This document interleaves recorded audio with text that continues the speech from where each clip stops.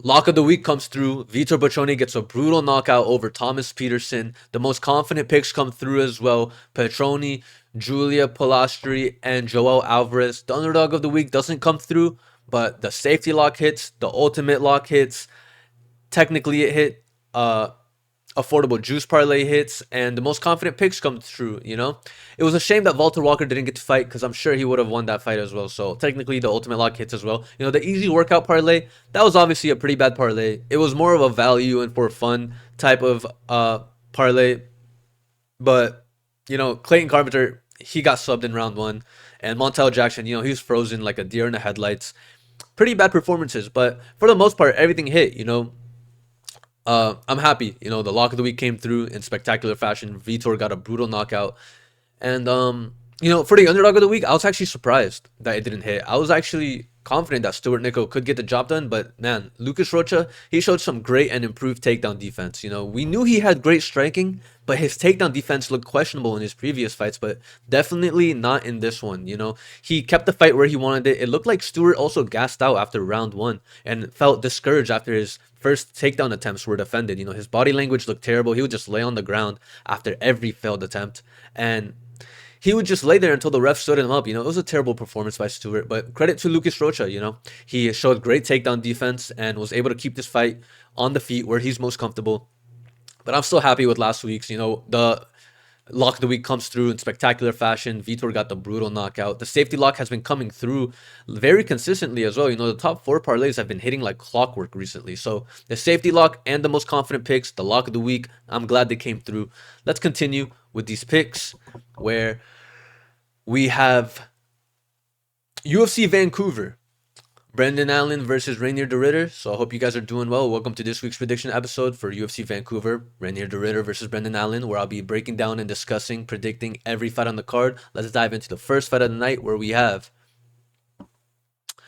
Stephanie Luciano versus Ravena Oliveira. My pick for this fight is going to be Stephanie Luciano.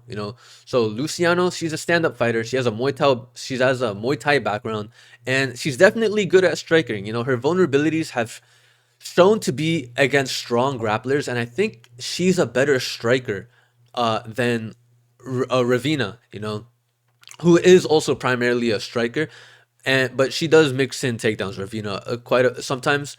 But Stephanie is good enough to keep this fight on the feet. In Stephanie's first fight in the UFC, in Stephanie's debut, she faced someone with a similar experience level to herself, and her opponent was trying to take her down, and Stephanie successfully defended 9 out of 10 takedowns and doubled her opponent's striking output, meaning she was able to keep it on the feet, stuff the takedowns, and outland her opponent by a significant margin, and that's something you like to see from a new fighter like her, because she did what she was supposed to do, to a fighter that's on a similar level to her. She beat her 30-27 on all judges' scorecards and showed great takedown defense and solid striking.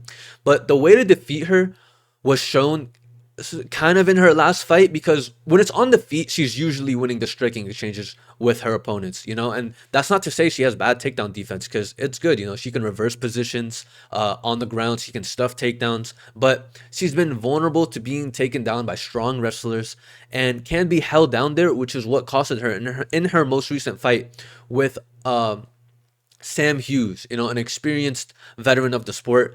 In round one, Stephanie landed the more damaging shots on the feet, but round two, Sam Hughes puts the pressure on, comes forward, lands a takedown, and lands some ground and pound on her. So round two to Sam Hughes, and round three, Stephanie manages to stuff Sam's takedowns, land some efficient strikes on the feet, but Stephanie still lost that fight by a split decision due to the control of Sam Hughes, So it was a really close fight against a tough veteran of the sport, which is impressive because that was only Stephanie's second fight in the UFC versus a tough veteran in Sam Hughes. But now in this fight, she's facing someone who has a similar experience level to her, Ravena Oliveira.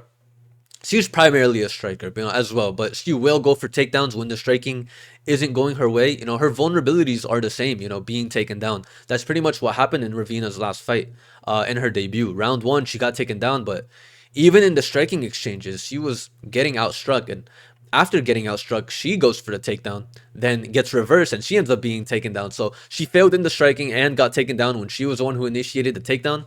In that fight in round two, uh, in round two, she instantly gets taken down and didn't get up the whole round. And round three, Ravena lands some nice shots, gets a takedown, but eventually gets taken down herself again. The difference is Stephanie got out grappled by a decent UFC fighter, a veteran in Sam Hughes. And Raven got out grappled by Luana Santos, who's decent as well, but not as proven as Sam Hughes. The thing is, both fighters are gonna keep this one on the feet, I imagine, and I think Stephanie's striking is going to look better. We saw Ravena get hit multiple times in her last fight, and the movement of Stephanie, when she fights, she looks much more fluid than Ravena, who doesn't seem like a high level striker, or at least not on the level of Stephanie. When Stephanie fights, she likes to strike, and it seems like she's more in the driver's seat when she fights than Ravena. I'm gonna say Stephanie outstrikes her from range. Ravena is gonna need this fight on the ground, or else she will become a punching bag for Stephanie, in my opinion. And I think Stephanie can keep this one on the feet. She has good enough takedown defense. I think Ravena is gonna struggle getting the takedowns. Luciano, she has that Muay Thai base and solid takedown defense. Stuffed 9 out of 10 takedowns in her debut, and she has high output, and she has good jabs and good low kicks. And Ravena, she will shoot if she's losing the striking exchanges, but she's hittable, and her wrestling control is really inconsistent. So I'm gonna say Stephanie wins the range battle, stuffs most of the shots that Ravena goes for, and outlands to a clear decision victory here. Moving on to our next fight, we got Tainara Lisboa versus Melissa Croden. I'm gonna pick Melissa Croden to win this fight. So we just talked about Tainara Lisboa, who ruined the debut of Ravena Oliveira by beating her in the striking and the grappling. And for someone with not too much experience in the UFC, Tainara looked good. She beat Ravena in her second fight in the UFC, and Ravena isn't the best fighter, of course, but before that, in Tainara's debut, she also beat Jessica Rose Clark by submission, and Jessica Rose Clark, excuse me, she's not a good fighter by any means, but Lisboa, she showed a great skill set on the feet. She rocked Jessica with her strikes and finished her by submission. Two great performances back to back to low level UFC competition, but most recently she lost to Luana Santos. And that's not a bad loss at all. Luana Santos has looked great in the UFC, and it was Luana's takedowns that got her that win, and eventually the submission after getting those takedowns, right?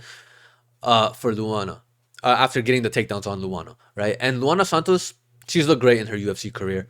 But now Tainara, she's fighting Melissa Croden, someone making their debut, and you would think that she would be able to take care of someone making their debut, but Melissa, she's an aggressive striker. 6 wins, 5 by knockout, 1 submission. She's a tank, a finisher. The thing is, the level of competition she's fighting is super low level, and I don't think she's going to be able to finish Tainara here. Tainara is a big step up in competition for Melissa when you compare Tainara to Melissa's previous opponents, but at the same time, Melissa is a big step up in competition for Tainara as well, because Tainara hasn't faced anyone decent either, or and if she has, she hasn't beaten them, right? She loses to decent competition. So Melissa is getting these finishes outside of the UFC, but the level of competition is bottom of the barrel, But when you take a look at the opponents that Tainara is facing in the UFC, it's super low level as well, and Tainara has looked good in the UFC, but I feel like Melissa Croden is a monster. She's 5'10", and physically built like a tank. She has a nice in and out style with her strikes, and in her last 2 fights, she utilized the clinch a lot, breaking down her opponents with knees up the middle, knees up against the fence, using her size and strength to demolish her opponents. The thing is, Melissa, she can get hit. She doesn't have the best head movement, but she's dominant when she gets a hold of you. So neither Melissa or Tainara has beaten anyone decent yet in their careers, but they both look good, and I think Melissa's size and aggression is going to play a big part in this fight, and I think the power is on Melissa's side. The clinch work is going to favor her. the grappling could be competitive, but I think Melissa is so physically imposing that the grappling could be on her side as well. So I'm gonna say the striking could be competitive, but Melissa lands the more damaging shots, presses Tainara up against the cage, and uses her knees. While Tainara trying to get this fight on the ground, but not being as strong as Melissa to dictate where the fight goes. So but Tainara, she has that clean kickboxing. She has opportunistic submissions, and she's defensible versus basic entries, but she can be grounded by strong wrestlers. And Melissa is really strong. She's big. She has that clinch heavy pressure. She has knees and power, and she can get hit, but she's just so physically strong that she'll just keep coming forward.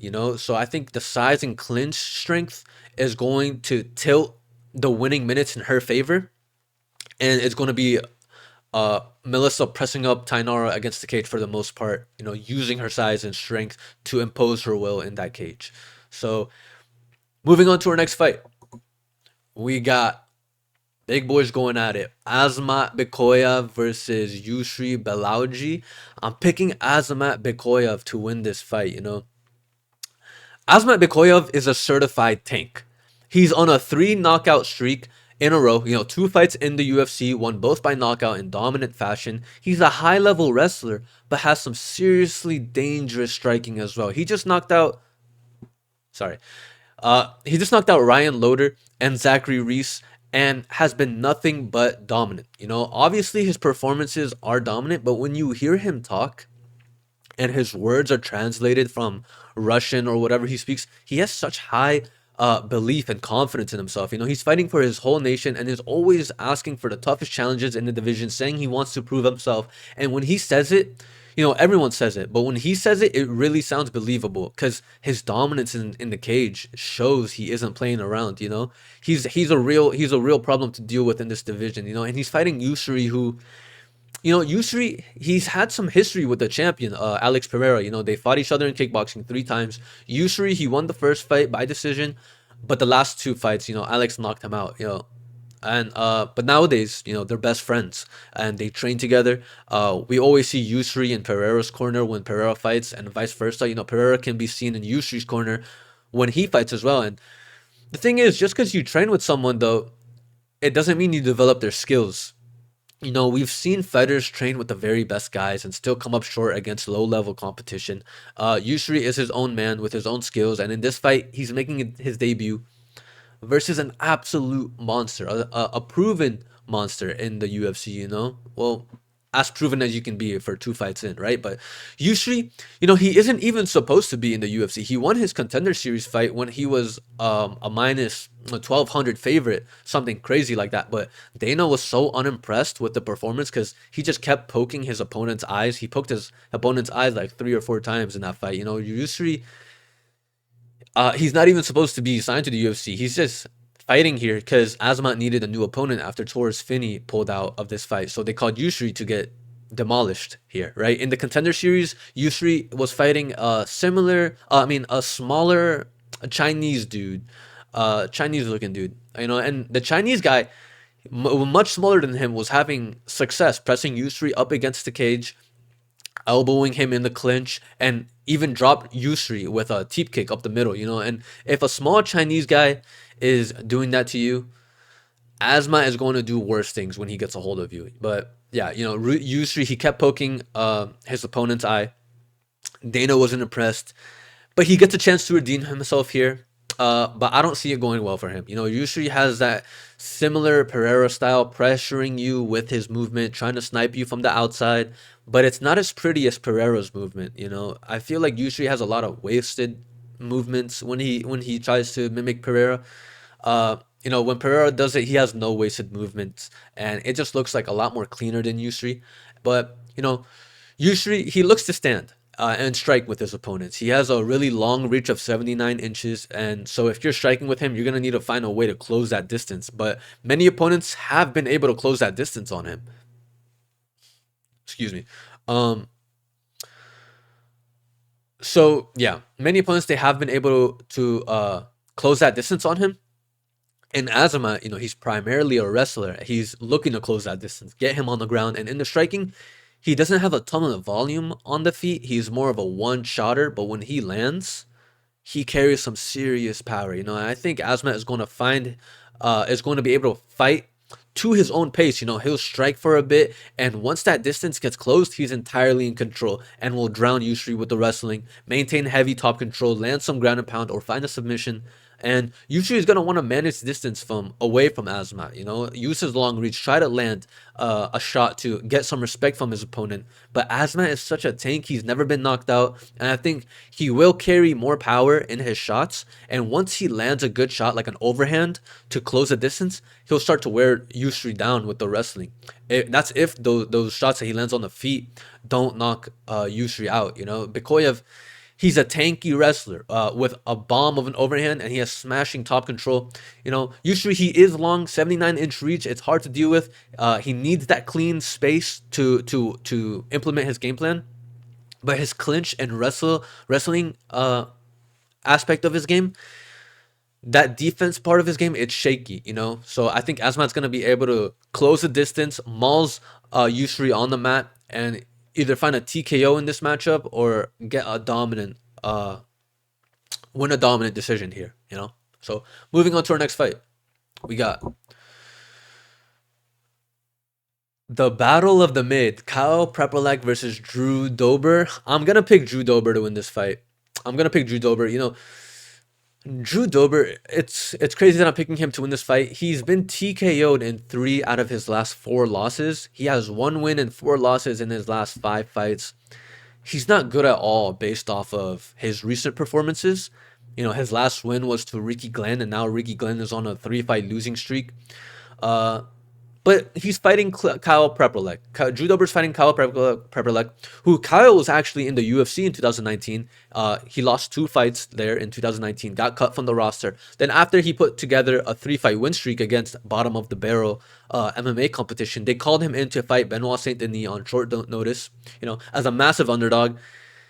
And as a massive underdog, he didn't look too bad against Benoit Saint Denis. I mean, he got dominated in the grappling all of the first round, but round 2, he stuffed the takedown, landed a couple of shots on the feet, but still got taken down again and submitted.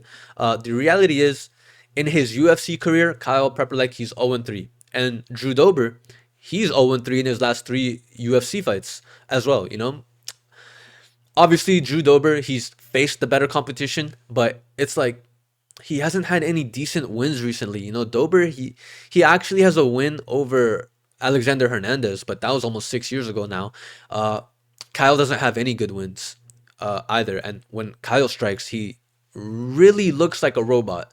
I'm not kidding. He is so stiff and looks so slow. It's like his movement is so predictable, Kyle. So, and Dober, he's primarily a striker. He's aggressive. He likes to come forward, and it usually gets him caught.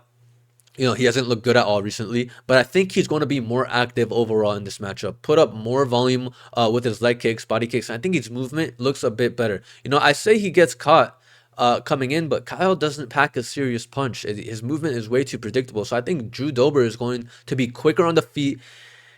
And like I said, he gets caught, but Kyle, he doesn't pack a serious punch. Kyle isn't dangerous. I don't see him knocking out Drew Dober. Dober, he can take punishment and keep fighting. So if you don't have some serious power to make Dober unconscious, like Kyle doesn't have some serious power, Dober will keep coming forward, will keep fighting. And yeah, like I said, Kyle does not have any serious power. He did well in the regional scene, getting 3 knockouts in a row, but it was to really terrible MMA competition, and they gave him a chance to fight Saint Denis on short notice. His punches looked really stiff and slow. One of the worst striking I've ever seen, honestly. Like, you go back and watch that fight with Benoit Saint Denis. It's really low-level striking, very slow, very stiff, very predictable. So I think Dober will put up more volume here, because in his fight with Gene Silva, Drew Dober, Dober was active with his kicks. He had a nice fast jab in that fight. He got hit a ton, but Gene has some serious power, and if Kyle doesn't have some serious power, Dober can win this fight based off of volume and outpacing Kyle. Kyle can be really hesitant in fights, and that can make him get overwhelmed by the pressure of Drew Dober. So I don't see Kyle landing anything significant to get Dober's respect. And even though Dober's chin is gone, and yeah, I don't see Kyle landing anything significant to get Dober's respect, even though Drew Dober's chin is gone. And overall as a fighter, I think Dober might be a step ahead here. In the striking, in the grappling, in his power, I don't think Kyle's wrestling skills are good enough to help him here at all. You know, Prepolec, his entries to close the distance with the striking, they just look so stiff. Low power at the UFC level, and he's susceptible to being overwhelmed by pressure and volume. And Dober, he has that volume with his kicks, with his boxing. He's durable enough versus someone not as dangerous as Kyle. So I think Dober's going to put up a better pace, overwhelm Kyle with volume and pressure, and he could find a late TKO here or win a wide decision here. I don't rate highly. I don't rate Kyle highly at all in as a UFC fighter. So moving on to our next fight, we got Kyle Nelson versus Matt Frevola. I'm gonna go with Kyle Nelson to win this fight. I'm gonna go with Kyle Nelson. But this really is also such a mid-off right here. Kyle Nelson, he was doing good before his last fight. He had 3 wins in a row to low-level UFC competition. Then runs into Steve Garcia in his last fight, gets TKO'd by Garcia. But Steve Garcia, he's lighting up the division right now. So that's an okay loss. And Matt Frevola, he just got knocked out back-to-back in his last 2 fights. But they were also two great fighters. Benoit Saint-Denis and then Faris Ziam. So we can't just write him off in this matchup because of those 2 losses. He was also on a 3-fight win streak before those 2 losses as well. So none of these fighters have any notable wins really, but I thought Kyle Nelson had a pretty decent performance against Fernando Padilla, who's really long, tall, and dangerous. Kyle was getting jabbed up in the first round, nose was battered up, but he stuck to a great game plan. Kept his thudding leg kicks going and countered Padilla with a left hand anytime he came in too close. He kept a high guard, had Padilla chasing him, and he had Padilla trying to close the distance. Despite Padilla being the taller, longer fighter, then the momentum shifted into Kyle's favor. He's landing a good right hand, a good head kick, and won the fight by a decision. And I thought that was impressive. He was also a massive underdog in that fight. So, and after that, he puts up a massive beating on Bill Algeo. He put belt to ass on Bill Algeo. Like, he really looked dangerous, and his shots looked like they have more impact, and they looked like they had some serious impact as well. Then after that is when he gets caught in the Steve Garcia train, but everyone's getting ran over by Steve Garcia, but now he's fighting in his hometown in Canada versus Matt Frevola. And when Matt Frevola was winning his fights before getting knocked out back-to-back by Saint-Denis and Faris Ziam, he was winning fights by knockout, 3 knockouts in a row, and all in the first round. But do I think he can knock out Kyle Nelson out cold in the first round in Canada? I don't think he can do that, So can he beat Kyle Nelson for 3 rounds straight? I don't think he can do that either. Kyle knows how to manage his distance so he doesn't get caught by anything serious. And because when he got caught by Steve Garcia, it was more of a ground and pound finish. He was just getting out wrestled for the most part.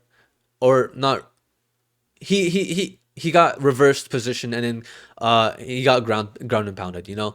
So I think Kyle Nelson does a good job maintaining his distance in the striking range to not get put out cold in the striking. So recently he's looked good doing that, and his kickboxing and overall game is well rounded enough to outclass Frevola on the feet, in my opinion. So Matt, he's a pressure forward fighter. He likes to be aggressive. Occasionally he mixes in some wrestling. But Kyle Nelson is a good striker as well. I think he's better because he does a better job at staying safe and landing the better punches, better than Matt can do that. And Kyle has more submission wins on his record than Matt. So I think Kyle's ground game will be good enough to handle any grappling Matt has to offer. I think Kyle, he's going to outstrike Matt Frevola on the feet, have Matt chasing him, weather an early storm from Matt, who's always an aggressive starter. So maybe Kyle will have to defend some takedowns early or weather a storm of punches early. Matt is going to put some high pressure on him, a high pace. But I think Kyle can weather that early storm and start to pick apart Matt Frevola and land the better shots on the feet. Because Kyle, he's a measured kickboxer. You know, he has good leg kicks, he has improved defense, and he has that hometown advantage as well. So, you know, for Vola, he's gonna be a fast starter. He's gonna put up some good pressure. He's gonna most likely mix in some wrestling as well. But you know, he's got knocked out in his last two. I don't rate his defensive awareness too highly. His distance management isn't going to be as good as Kyle Nelson, so I think Kyle is going to be able to survive an early rush and outkick put up more volume than Matt, outkick him, find the counters in this matchup, and most likely win a decision. 29-28 decision for Kyle Nelson. Should be a good fight, though. Battle of the mid. Next fight, we got Danny Barlow versus Djorden Santos. I'm going Danny Barlow. My initial thoughts when I look at this matchup, when I see this fight, my instant thoughts is like, we got a good fighter versus a not so good fighter. You know, Danny Barlow just lost his undefeated record to a really good fighter in Sam Peterson, right? And Djorden Santos just lost his debut to probably the worst fighter on the roster in Ozzy Diaz in a close fight. Excuse me. You know, Santos, he didn't look terrible in his fight with Ozzy Diaz, but he looked a bit sloppy and was having a hard time trying to hit Ozzy Diaz, which isn't a good look. You know, having a competitive fight with Ozzy Diaz says a lot, considering many elite guys are able to take care of Ozzy Diaz pretty quickly. You know, and when I watch Danny Barlow, I feel like he does a much better job staying defensive and keeping range. Of course, he just got brutally knocked out by Sam Peterson, but when it comes to these lower level guys, Barlow enters a nice flow state. You know, he's sharp and he's quick with his strikes. He's active with his kicks. He has some serious knockout power, and he's aggressive but stays composed at the same time. You know, coming up against Santos, who's well-rounded but primarily a striker, I think Barlow is going to just be too fast for him, too sharp for him, and I see Barlow having a significant speed advantage here. You know, using his long jab and straight punches down the middle and beating Santos to the punch. And when he lands, he'll have more impact with his shots. And I think Barlow's aggressive power is going to overwhelm Santos here, which can make Santos go for takedowns. But I think Barlow is just too athletic and will stuff those takedowns, you know, because the speed advantage, the speed difference here in the striking will be evident, you know. So I can see Santos implementing grappling in his game plan, try to control Barlow up against the cage, try to win via control time. But we've seen Barlow do well in clinch positions, you know, reversing positions and getting out of those situations to stick with the striking. And I think Barlow is going to be a step ahead here everywhere this fight goes, you know. Barlow, he's long, he has that snappy, straight shots, sharp counters, and he has strong clinch defense, you know. And Santos, he's too willing of a striker, puts himself in the fire too often. He's hittable, you know, and his offensive wrestling isn't, I don't think it's going to be good enough to get a hold of someone like Danny Barlow, who has that speed and length advantage, the athletic advantage, you know. So I think Barlow's going to piece him up on the feet and possibly find a knockout. I'm going to say round 2 knockout, you know. So yeah, moving on. Next fight on the card, Cody Gibson versus Aori Qileng. I'm gonna say Cody Gibson wins this fight. You know, both of these guys, Qileng and Cody Gibson, they've faced some good competition in the UFC, but neither of them have any solid wins. You know, they both tend to come up short when facing anyone close to being considered decent. You know, so no notable wins for either of them. You know, I want to say also, you know, I think Qileng, he has a great physique for fighting. You know, he's long for the division. Obviously, he's gonna be shorter here, but he's long. He's elusive. He's like a Sean Woodson, but with more muscle. You know, he can be a flashy striker. He'll go for flying knees. He can scramble out of wrestling exchanges pretty well when he isn't facing a high-level grappler. Good power in his shots and can snipe well from range. You know, he's coming off of that loss to Raul Rosas Jr., where he got taken down in rounds 1 and 3 and couldn't really get up. But in round 2, he was able to keep it standing and land some shots on the feet. Qileng, he has some good pressure on the feet. His striking is decent. And like I said, he can be a bit flashy sometimes. He holds decent power. He's fighting a 38-year-old Cody Gibson, who also has been looking good in the striking. He had Damon Blackshear in trouble in his last fight, but still he got submitted. So Cody's striking has been looking good, but he is primarily a wrestler. He uses his striking to set up the wrestling, and I think that could be the difference maker here. When it gets competitive on the feet, Cody is going to shoot for takedowns and mix it up and essentially do more to win this fight. I think Cody will be good enough to hang in the striking exchanges and then put some nice pressure, put some pressure on with his wrestling, and he's going to look for submissions, look to gain some control time. Qileng, he's going to want to keep this fight on the feet, avoid takedowns and land snipes on the feet. But I think that wrestling pressure from Cody is going to be the difference maker here in the eyes of the judges. And if he actually does get those taken downs, he is certainly good enough to hold Qileng down and gather up some control time, So Gibson, he's a veteran of the sport. He's a veteran wrestler, and he knows how to mix levels, and his hands, they're usable enough. They're good enough in a matchup like this, against Qileng, who's gonna be a rangy, have that flashy style, you know what I mean? But I think the takedown defense is going to crack under persistent wrestling, like what Cody presents, So I think Cody is going to win this fight by just grinding on Qileng, win minutes, have control heavy moments in this fight. And I think his hands are good enough to set up those entries to land those takedowns or get control up against the fence on a fighter like Qileng. So I'm picking the veteran to win this fight. Moving on to our next fight. Bruno Silva versus Hyun Song Park. Initially, this was a tough pick, but I'm going to go Hyun Song Park to win this fight. I'm going to go Hyun Song Park. This is a great fight. Hyun Song Park, I think he's going to school Bruno Silva in the striking. Park, he was on a 9-fight finishing streak before his last fight.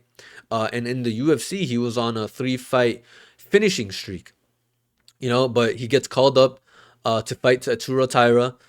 He gets ran over, but Tatsuro Taira had a full training camp against getting ready to fight a ranked opponent, and Tatsuro Taira looked like a legit god in that octagon. Taira's striking was super sharp. His grappling was super sharp. He locked in a great submission and beat Hyun Sung Park.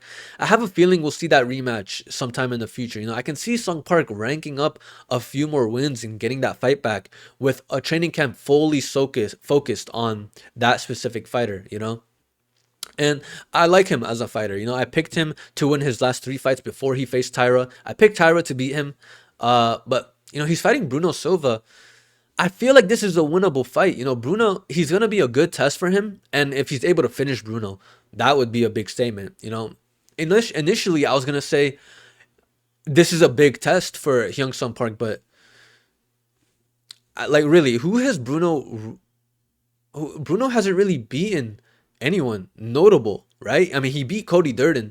But Djorden is 1-4 in his last 5. Everyone is finishing Cody Djorden nowadays. Bruno, he's coming off of 2 losses to great fighters. Manel Kopp and Joshua Van. Those guys are elite. I'm not sure if Hyun Sung Park is elite. We'll have to see him fight higher level fighters before we can say that.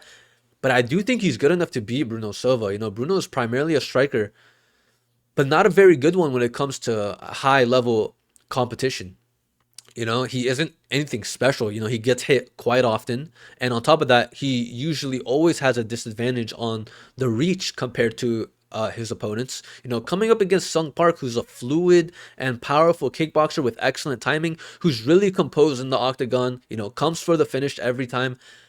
I think Bruno is going to have a hard time in this matchup. Bruno is known for taking punishment and being able to tough it out in the early rounds. And I can see Sung Park, having a dominant first round, outstriking Bruno, outpacing him with the cardio, and being the better grappler. Bruno he's going to have to weather an early storm from Sung Park. But even if he survives that early storm, I can see him being compromised for the rest of this fight. You know, Bruno likes to throw big, powerful shots, but I think Sung Park will see those coming and be able to counter him. You know, so Silva, he's willing to trade, but he takes damage and he's going to have a shorter reach in this matchup. I just think Park, he's crisp. You know, he's a balanced kickboxer. He has better timing and cardio, and he has that finishing instincts. You know, not to say Bruno Silva doesn't have that finishing instincts, but I just think physically, you know, Park has the advantages. And I think he's more. He has like that. He has better reflexes, right? He has like that cat-like reflexes, and I think he's sharp on the feet. So I'm gonna say that Hyun Sung Park edges this one out on the feet, wins via decision most likely. Moving on to our next fight, we got Charles Jourdain versus Davy Grant. I'm picking Davy Grant. You know, when are we gonna put some respect on Davy Grant's name? This guy is a good fighter. You know, he's 39 years old, but he's fighting better than a lot of guys in the UFC who are in their prime. You know, he just beat Damon Blackshear and Ramon Tavares in a striking battle, lost a competitive split decision before that to Daniel Marcos, which could have easily gone his way. You know, like when you're striking with Davy Grant, he has such good feints. He makes his opponents so uncomfortable in the striking because he's so unpredictable. You know, they begin to hesitate in their shots. He has been doing it to everyone he fights recently. You know, his opponents start to question themselves. They become less confident in their striking abilities with him. He knows how to slow them down and have them hesitate with their punches. You know, Davey, he still has good pop in his shots, you know, good speed, really unpredictable in his strikes, and he's as tough as nails. You know, he's active with his leg kicks, sharp takedown defense. And Charles Jourdain, on the other hand, you know, he's a decent fighter, but he really doesn't have any notable wins. You know, he hasn't had a performance that really stood out. You know, he just beat Victor Henry by submission. It wasn't really an impressive performance. It was impressive because he became the first person to finish Victor Henry, but still, I think this is going to be a striking battle for the most part. And I just think Davey is the better striker. You know, he'll be more aggressive, more tough, control the center of the octagon, put up more volume than Charles. You know, Charles has some pretty creative striking as well. Excuse me. Um, but I feel like I'm not giving him. You know, Charles. Yeah, Charles has some competitive, some creative striking as well, and I feel like I'm not giving him enough credit. But it will be competitive on the feet. But I think Grant will have the power advantage here. And I see his shots having more impact here. You know, based off of their ages, I feel like the logical pick would be Charles, but I've always been doubting Davy Grant, and he always comes through, and I'm done doubting him as a fighter. You know, especially here against someone who isn't anything elite or hasn't shown anything spectacular inside the octagon. You know, this is a really winnable fight for Davy Grant against Jourdain. You know, Jourdain's gonna have some creative combos. He has some good pace, but he's inconsistent. He's inconsistent winning minutes inside the octagon. You know, Grant's gonna be that crafty veteran. You know, he has some good feints. He has that sneaky power. He's durable, and he has a disciplined shot selection. You know, so I think Davy Grant, he's gonna edge this one out with cleaner, heavier moments in tight striking rounds, and this could be a split decision win going to Davy Grant's side this time. You know, I'm gonna say Davy Grant wins this fight, winning, landing the better shots and winning more minutes of this fight. Moving on.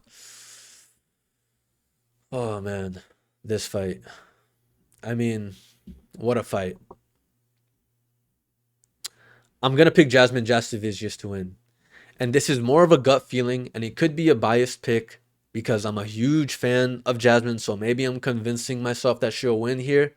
And when I tell you, I switched my pick here more than any fight I've ever broken down. I was flip-flopping back and forth so heavily in this fight. But I'm going to stick with my gut. My gut's telling me Jasmine. I'm a huge fan of her. It could be a bit biased. I'm going to stick with Jasmine. When I first saw this matchup, I was like, do I actually have to make a pick here? This matchup seems so competitive. Like, two really high level contenders going at it. And it's a shame I have to make a pick because they're both so good, you know? And I just want to watch it and see how it actually plays out. But The fights in Canada, Jasmine, it's in Jasmine's hometown. She's undefeated in Canada, I believe. You know, she comes to show out in front of her fans. She's the face of Canadian MMA, in my opinion, and she's, well, other than George St. Pierre, right? For women's, and she's been really improving in her fights. You know, before her last fight, people were saying Jessica Andrade is going to expose her terrible striking defense, which wasn't the craziest take. You know, Jasmine has shown some really poor striking defense when she isn't able to get the takedowns. But her last performance versus Andrade really surprised me. You know, it was literally a flawless victory. She maintained range really well. She didn't get hit, got the fight to the ground, flattened her out, and submitted her. She made it look so easy. Is she going to be able to do that to Manon Fiorot? I seriously doubt it. But the fact that she didn't just charge in there trying to close the distance with her chin in the air was pretty impressive, because that was one thing she had to work on, and it looked like she definitely improved that part of her game. And when it's on the feet, of course, Manon is going to be dangerous, but Jessica, she's tough. She can take a punch and keep coming forward and drag this fight to the ground. You know, Manon hasn't had a finish since 7 fights ago. And she's obviously dangerous, but if she's not finishing lower level contenders, I doubt she's going to be able to finish Jasmine. And if you're not going to finish Jasmine, she'll keep moving forward. You know, she'll keep going for takedowns. And I feel like that could be the difference maker here. You know, her striking and distance management has improved, I would say. You know, I don't think she's completely toast in the striking exchanges. You know, she can hang in there long enough to work her way into closing the distance and getting those takedowns. You know, and once Jasmine gets those takedowns, she has some heavy top controls, that diverse submissions in her arsenal, pushes an aggressive pace to break her opponents down. Super durable and never lost in her hometown in Canada. Never been finished in her career, I believe, right? And riding this winning streak. I think she's looking to make a statement with a win over Manon Fiorot here. You know, Manon, she's going to come out here, use her powerful kicks, her powerful strikes, and put up some heavy pressure and volume with her strikes. And she's going to have to defend a ton of takedowns. And the damaging shots might lean towards Manon, but I don't think Manon's strikes are going to affect Jasmine so much to the point where it throws her off her game plan. You know, Manon will definitely land some shots here. She's going to land some nice shots. But I see Jasmine continuing to come forward, not being too phased by the strikes, implement her grappling heavy game plan, you know, gather up some control time and hunt for submissions on the ground. You know, like, Farah has some elite footwork, sniping kicks, strong takedown defense, right? And she's a round winner.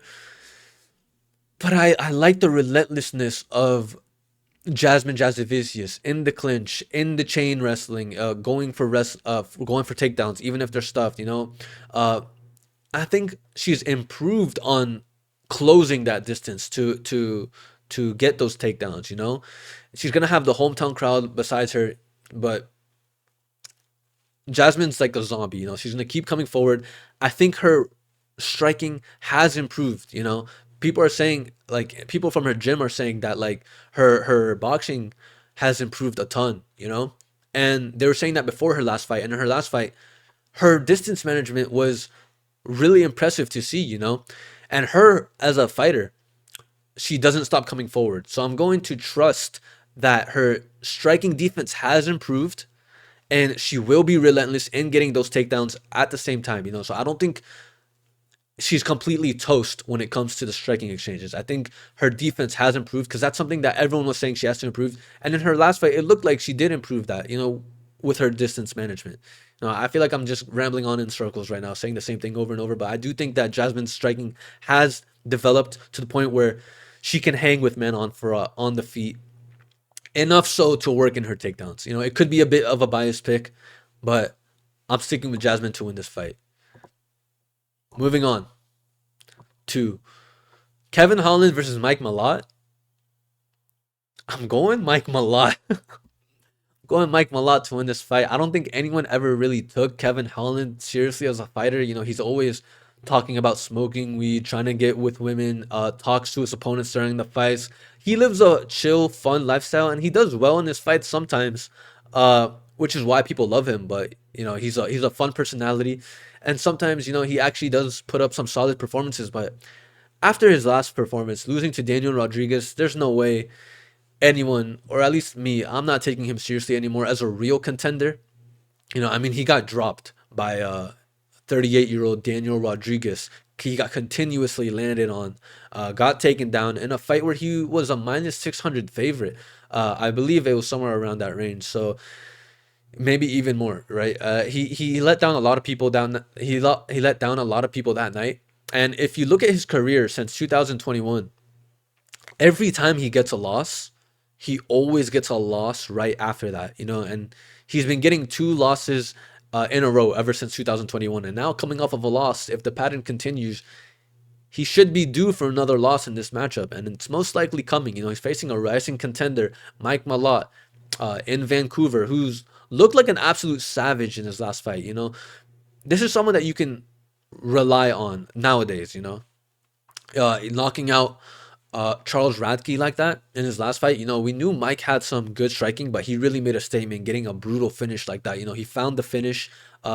He matched the aggression of Charles that Charles presented, right? And he even outlanded Charles. It wasn't like he was losing until he found the knockout that saved him. He was landing clean shots in round one, and as soon as round two started, he found the finish. Seriously, an impressive performance there. Because Radke came out hunting for him. He came out ready to walk him down, but he was just getting tagged up the whole fight. And Holland's going to come out. He's going to be weird and throw some unpredictable strikes, unconventional strikes. Maybe try to talk to him a lot, try to get in his head. But I see him a lot being so composed. I see him landing on Kevin at will. If Daniel Rodriguez was landing all those shots on Kevin, I know for sure Mike is going to find the right shots to land. I can't see Kevin landing any shot that can really hurt Mike. He'll be throwing up some weird unconventional strikes, having that unpredictable timing. But it won't be enough to throw Mike off his game. I think Mike is defensively sound enough to not get hit with anything crazy from Kevin. I think overall Mike is a better, more well-rounded fighter, and he will be able to exploit the potential openings in Holland's defense and can take Holland down, control him on the ground as well if he wants to go that route. So, of course, Holland's going to be long, unpredictable. I just think Holland's defense isn't going to be as good as Mike. His momentum, it's always shaking for Kevin Holland. And Malott, he's going to be composed in there. He's really composed under pressure, especially in his last fight. Having the hometown advantage as well. He's going to be sharp. He's going to find those counters, and he can even mix in the wrestling if he wants to, right? So I just think Malott, he has the tighter defense and the better shot selection, and I think he's going to hurt Kevin early. It could be a round two finish or a decision victory here. So moving on to our next fight, we've got Amin Zahabi versus Marlon Vera. This was also a pretty tough pick, but I'm going to go Amin Zahabi here. If you take a look at Chito's last 5 wins, the last 5 wins that Chito Vera has, they're all to really old men. Pedro Munoz, Dominic Cruz, Rob Font, Frankie Edgar, and Davey Grant. All 5 of those guys he beat are super old men. They were all older than at least 35 years old, when Chito fought them. And he even fought Davison Figueiredo as an old man in his most recent fight, but he still lost that one.